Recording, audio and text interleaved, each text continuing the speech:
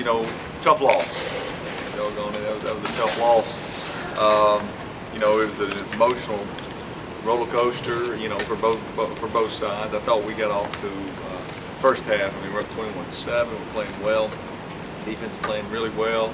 The offense, you know, had put together, you know, 3 touchdown scores, missed a field goal, right? So you got an opportunity to be up there 24-7.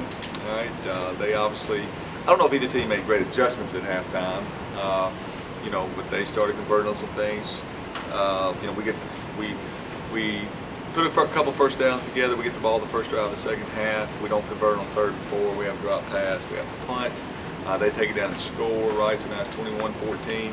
We did a great job responding, going back, and you know, field goals. So now we're back up 24-14, and you know, then they score late. You know, so now it's a 2-point game or whatever it was, 4-point game. And we drive down. We get the ball with 10 minutes left, and we drive down.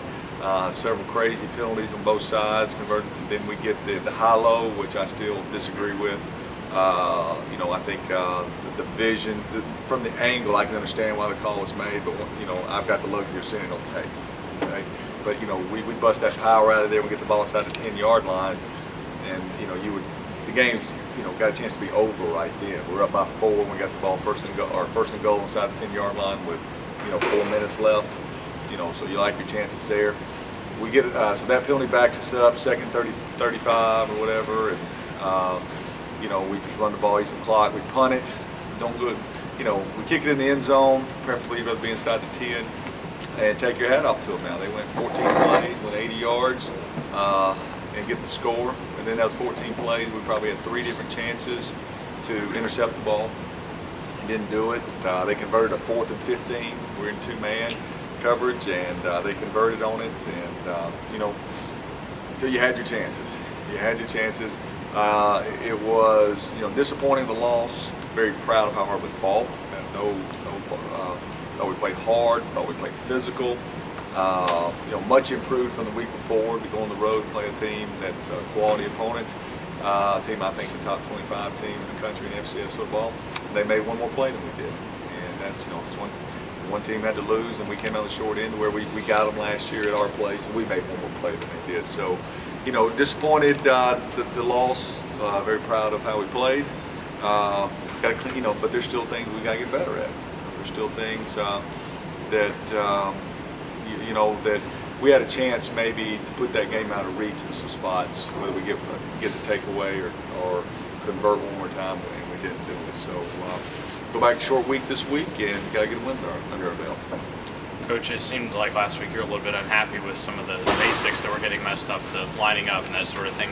How would you assess kind of how those got better? And I give the coaches and the players credit for that. A good week of practice. Really well. I mean, I saw a lot of ownership being taken. I saw some guys, you know, say, hey, we got to get better at this. We can't just take things for granted because, you know, we've got a bunch of upperclassmen. We've got to focus and practice. And the practice ain't been bad, but it got better last week because of the poor performance in the first game. And that's the only thing that gave us a chance in this game against the type of opponent that UCA is. I mean, that's a great place. I don't know. Guys, what was the attendance there? 10,000. You know, so it's a good FCS crowd. You know, it's a nice facility. They're coming off a good outing against Texas Tech. They're very, very confident football team. So our philosophy around here is if you practice good during the week, then you deserve to have the right of confidence on Saturday in order to compete and play well. And we did that, and that's why, you know, we got off to a 27 lead. Anybody in particular you thought responded well from week 1, maybe some trouble and did better week 2? Sure, that's a great question. I thought Kyle Carrick, the receiver, who had an outstanding game. I mean, he didn't play good the first week, you know, and he had earned a spot back during the week. He practiced his tail off, and he had 9 catches, 150 yards. That's not going to always work out like that, but that was an example today we talked about in staff meeting, that here was a guy that had to practice well to keep his starting spot, and he did, and he went and performed like he had practiced Tuesday and Wednesday. You know, that was an outstanding performance by him. You know, and there were some other guys on defense that I thought that dramatically, even though there were some critical errors, they dramatically improved from one week to the next, and now we need to grow in another week. What did you tell your players after the game? You know, it's there's a lot of guys hurt as well. They should, right? They know they didn't finish the game. You know, there's guys that knew they should have made a play or two here or there. You know, but you say, hey, you keep giving us that effort. You keep practicing hard. You keep playing hard like that. Good things will happen to us. Nobody wants to be sitting there at 0-2, right? But your goals and your dreams are still right there in front of you, right? As far as one more non-conference game, and then, you know, or two more non-conference games, and then your eight conference games. You know, but ultimately, you know, guys, let's be realistic about this. You know, we've got to make a couple more of those plays. If you make one more play, you know, you win that game. And as coaching staff, you've got to continue to search. You know, how can I teach it better? How can I coach it better? How can our schemes and our fundamentals get better to where we can help our players find a way to win that, you know, win that game? And there's so many. Every staff across the country can look at tapes when they win or when they lose, and they say, man, if we just do that a little bit better, now it's a 2-score game or it's a 10-point lead that we have. And that's our challenge as a staff. Not only are you coming off the disappointing loss, but it's also a short week. How do you approach this week? I'm glad it's a short week. I'm glad it's a short week. Glad to be back at home. 2 weeks on the road, 2 long trips, two 6-hour trips, you know, for us. Glad to be back at home in front of our family and friends, sleep in our own beds. You know, I wish we could play today. You know, we're ready to get a win under our belt and get a bad taste out of our mouth. And so, no, I wish we could play a doubleheader on Thursday. I mean, I think that, and I speak for the whole coaching staff and the team when we say that. Sorry if I missed something just from not being there, but Abu didn't have a ton of rushing yards in this game. No, you know, and when you first look at the stats, you say 16 carries for what, you know, it was 1-point-something yards a rush. It wasn't so much, you know, if a back gets 16 carries, normally, you know, there's probably 4 to 5 of them where you say, well, you need to press this one a little bit more. You know, you should have dipped in when you should have dipped out, things like that. But, you know, we didn't block very well up front. You know, that's why, even though we had 411 yards, we didn't control the line of scrimmage. A lot of times we just didn't get him going. There wasn't holes there. We didn't execute as good as we need to up front. As good as we had done, as optimistically, and credit to them, Central Arkansas, as I had been the week before, coming off, you know, 183 yards rushing against Kentucky. When your leading rusher is your quarterback, you know, and we're not a quarterback running football team, that's not a good sign for us. So, you know, he's still our starting tailback, but I thought Ruben Duxworth did some good things late in the game. Is that still a pretty fluid situation as far as who's going to play the most minutes on the O-line, or is that research? No, and that's a great question. That's something that we're struggling with every day, to where it's good to have choices, but there needs to start being some clear-cut choices of just one group is playing significantly better than the next guy. You know, if you start looking at grades or you know, looking at, you know, tape and stuff, you know, there needs to be, you know, we're very, you know, obviously Charles Sweeten's our bell cow there. I think Sam Curtis at the right tackle. Those 2 tackles are playing solid, and we're still searching for the right combination at both guard spots and at the center spot. I mean, we're playing, you know, 6 guys in those 3 spots, and we're waiting for some guys to, you know, take control and to just be more consistent. We're talking about this game coming up Thursday night. I'm not that familiar with Cumberland. Your chances on Thursday night? Yeah, I mean, they're 1-0. Okay, they're 1-0, so they got to win underneath their belt. You know, it's you know, to me, it's no different than us going to, you know, Kentucky, or us, you know, playing Memphis. Okay, this is an opportunity for you know, for an NAIA school, quality program, great tradition, you know, to come and beat us here at home in front of our family and friends. And that's the way we'll always, you know, approach that.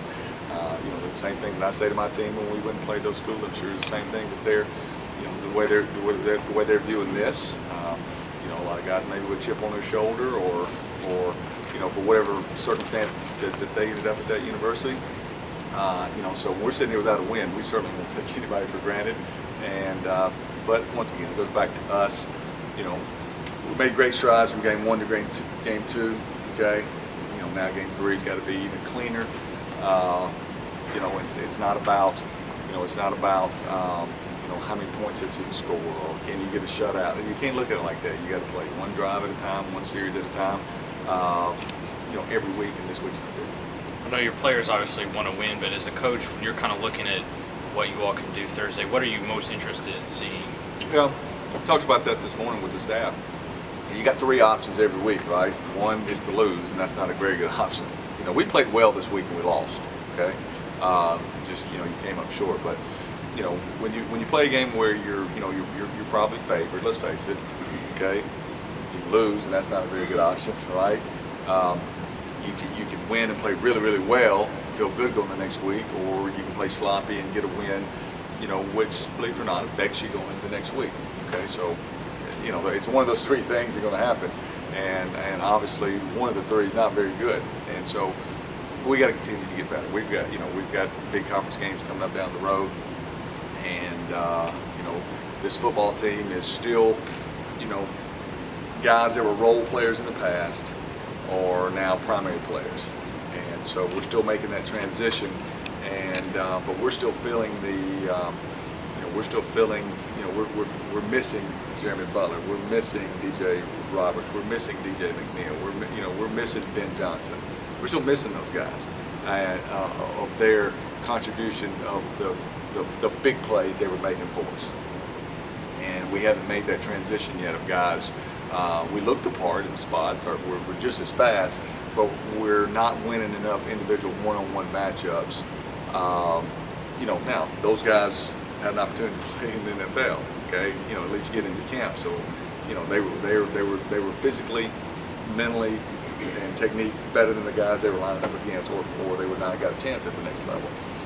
Our new guys that are getting these spots, and that's why Kyle Carrick has a big game for us this week, was huge for our offense. Okay, because who's going to catch those 9 passes that Jeremy Butler was catching for us each week? Okay, now Ryan Isom, who has been a you had Montour Hughes, you had DJ Roberts. Okay, now Ryan is the primary defensive lineman, and we've got to have some production, some quality production out of him. I mean, he knows that, and so we're still going through this transition. But now we're in the 3rd part of this 3rd game of the season, and that transition's got to speed up. You've got players that are hungry for a win, and this is also the first home game, and there's the excitement of that. How do you keep them focused? That is as I told the kids there last night, that one, you got to be excited. I think we have a great crowd Thursday night. I think our administration and all the organizations, there's neat things planned. So guess what? You want to continue to come back, then go out there and let's play well. Let's keep everybody excited and give them a reason to come back. But no, you're right. I mean, Thursday we'll go to class through 2 o'clock. We'll go to every class that's on our schedule. Our players will, and so it's a different schedule for you, and you have to be mature enough and focused enough to be able to handle that and not use it as any excuses, because it's just out of the norm. Normally, right, Friday night you stay in a hotel, or if we're at home we stay in their apartments, and then pregame on Saturday, walkthroughs, and then you go and play. Well, now guess what? It's like back in high school again, where you are in class and taking a test, and so you got to get your feet back on the ground and go and play. So yeah, we'll have to handle that well to perform well. Besides just addressing it, though, I mean that's the only thing you can do. But we're not going to hold up in a hotel at home on Thursday night and get to sleep in. No, we're not doing all that. They're still college students. As far as the quarterback position, Jared had a pretty high completion percentage. Can you just kind of assess the way he played overall? He did, and was proud of him. Basically, big time throws. But if he was here, I think he'd be the first one to tell you that he's played better, and he missed some checks, and some things that he's normally very, very,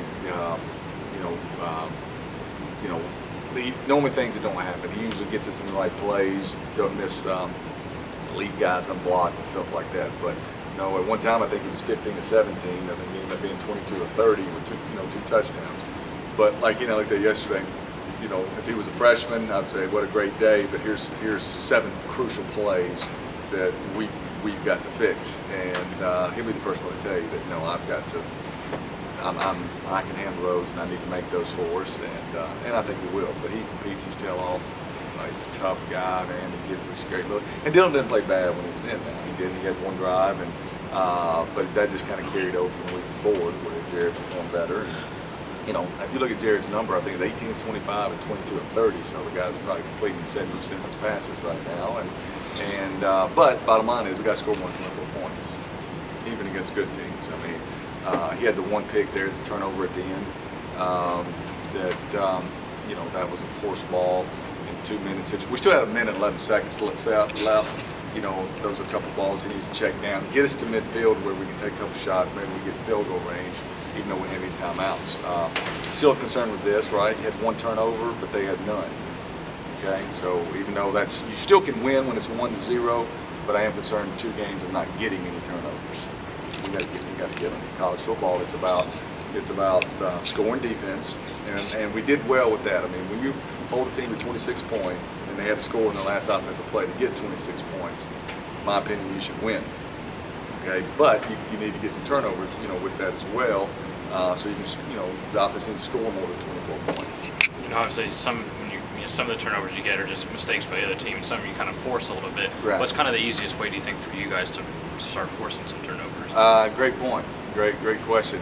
You know, if we catch the ball on defense, we probably would have had 4 interceptions. I mean, there's 4 balls that go off our hands, and we just drop. And so, I mean, yes, we in the right place, our eyes in good situation. We didn't catch the ball; they threw it right to us. So, you know, that game could have got. We could have won. You know, it could have been a lot. We wouldn't have come down the last play if we catch those balls. You know, and I only really, we talked about this, I only saw one guy really trying to strip the ball on runs and get it out, and that was Leon. You know, he did a nice job of securing the tackle and still trying to get the ball out. We got to continue, to do that as well. But see, I think we're 6-0, 6 turnovers from 5 from the last week, and we hadn't gotten one, so we're -6 in turnover margin. You know, you say, no matter who you play, right, Kentucky and a quality FCS school, you know, that's, if you told me we were -6, I'd tell you, yeah, probably 0-2. Quarterback at least? No, we're not. No, we're not. We're not putting enough pressure on the quarterback, and that's a concern as well. And you look at the tape, you know, and that's whether we're sending 4-man rush, 5-man rush, 6-man rush, even 7-man rush, you know, playing, you know, cover 0 behind it. No, we're not getting enough pressure on the quarterback, which